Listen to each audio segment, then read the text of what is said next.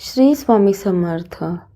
जर तुम्ही तुमच्या आयुष्यामध्ये कर्जाच्या रिलेटेड समस्येने ग्रस्त असाल, एक कर्ज फेडण्यासाठी दुसरं कर्ज फेडण्यासाठी तिसरं कर्ज, असं कर्जाचा तुमच्यावरती डोंगर चढला असेल, तर अशा वेळी मी तुम्हाला एक उपाय सांगणार आहे.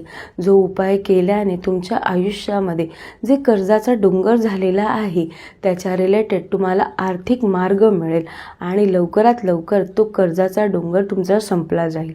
त्यासाठी तुम्हाला नरसिंह भगवानांची उपासना करणं खूप गरजेचं आहे.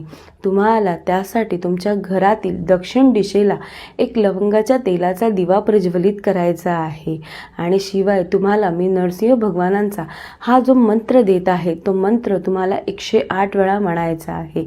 त्यामुळे तुमच्या आयुष्यामध्ये कर्जमुक्ती होईल आणि तुम्ही जे काही ग्रस्त असाल त्याच्यापासून तुम्हाला सोल्युशन मिळून आर्थिक मार्ग मोकळे होतील आणि तुम्ही लवकरात लवकर कर्जातून मुक्त व्हाल. हा उपाय नक्की करून बघा आणि कमेंटमध्ये श्री स्वामी समर्थ लिहायला विसरू नका.